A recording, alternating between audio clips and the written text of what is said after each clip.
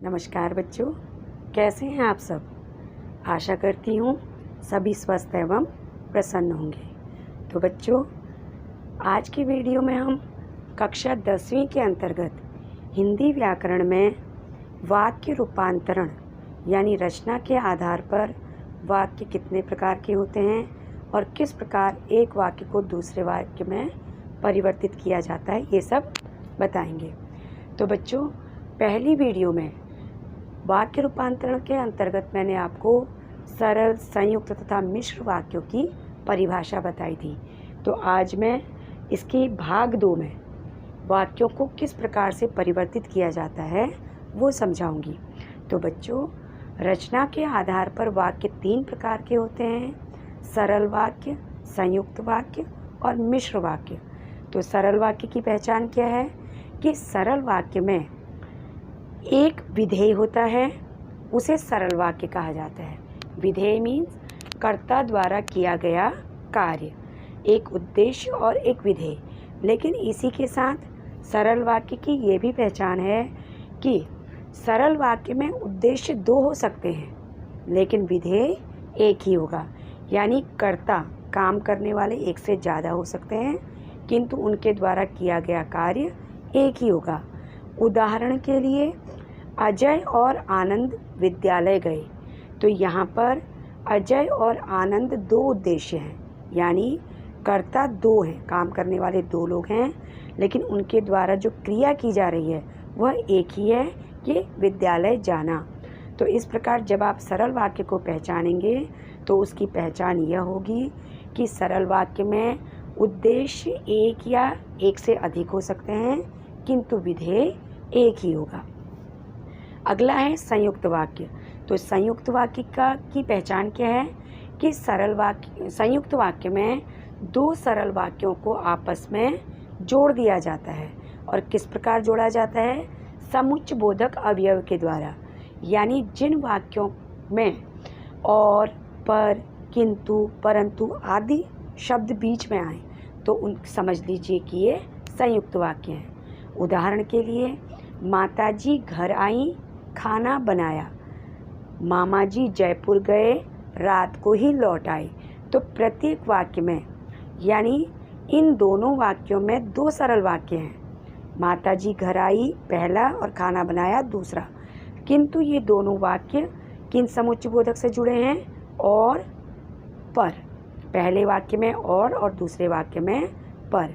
तो इस प्रकार ऊपर लिखे दोनों वाक्यों में दोनों सरल वाक्य हैं तथा दोनों समुच्चय बोधक अव्यय से जुड़े हैं, अर्थात यहाँ 2 सरल वाक्य जुड़े हुए हैं, अतः ये संयुक्त वाक्य हैं। तीसरी जो वाक्य रूपांतरण की अगली डेफिनेशन आएगी वो है मिश्रित वाक्य की। मिश्रित वाक्य किसको कहते हैं? मिश्रित वाक्यों की रचना एक या एक से अधिक साधारण वाक्यों से होती है।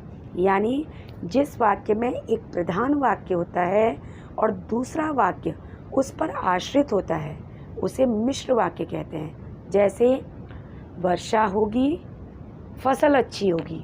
तो ये 2 वाक्य हैं। अब इसमें अगर हम इसको इस तरह से बोलें कि यदि वर्षा होगी, तो ये मुख्य वाक्य है।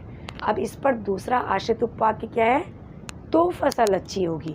यानी जो फसल अच्छी होना कार्य है वो वर्षा होने पर निर्भर है। इसलिए मिश्र वाक्य में एक प्रधान वाक्य होता है और दूसरा आश्रित वाक्य होता है।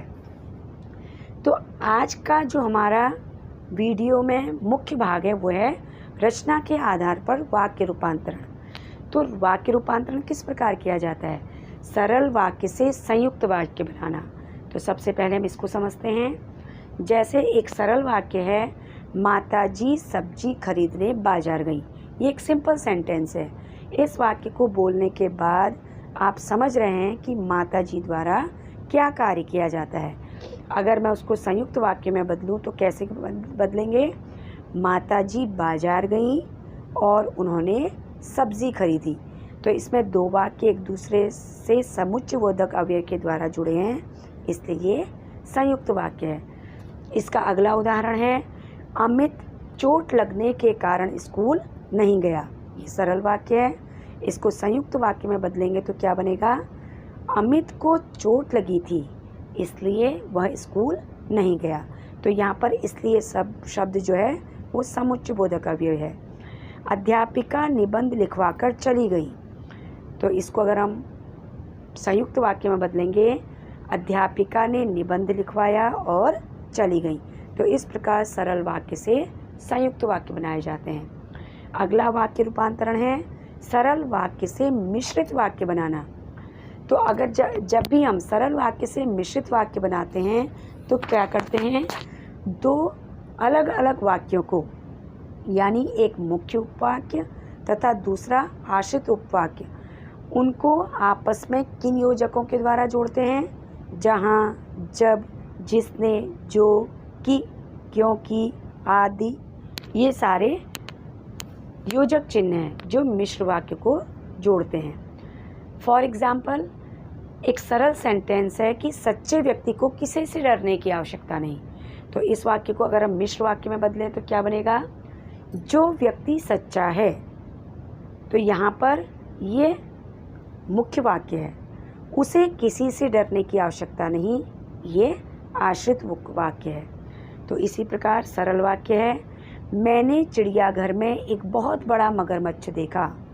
तो अगर हम इसको मिश्र वाक्य में कन्वर्ट करें तो क्या बनेगा, मैंने चिड़ियाघर में एक मगरमच्छ देखा जो बहुत बड़ा था। तो अगला सेंटेंस जो बनेगा वो क्या है, अनीता ने एक डरावनी कहानी सुनी। ये सरल वाक्य है। इसको अगर हम मिश्र वाक्य में बदलें तो अनीता ने एक कहानी सुनी जो डरावनी थी। ये मिश्र वाक्य बन गया। तो इसके बाद तीसरा जो एग्जाम्पल है वो क्या है, संयुक्त वाक्य से मिश्रित वाक्य बनाना। संयुक्त वाक्य में मैंने आपको बताया कि और, किंतु, परंतु, इसलिए, तथा, अथवा, या, ये समुच्चय बोधक अव्यय है। तो संयुक्त वाक्य है, नाटक समाप्त हुआ और पर्दा गिर गया। तो जब हम इसको मिश्र वाक्य में बदलेंगे तो क्या बनेगा, जैसे ही नाटक समाप्त हुआ वैसे ही पर्दा गिर गया। दूसरा उदाहरण है, विनीत पुस्तकालय गया और उसने वहाँ पुस्तक पढ़ी।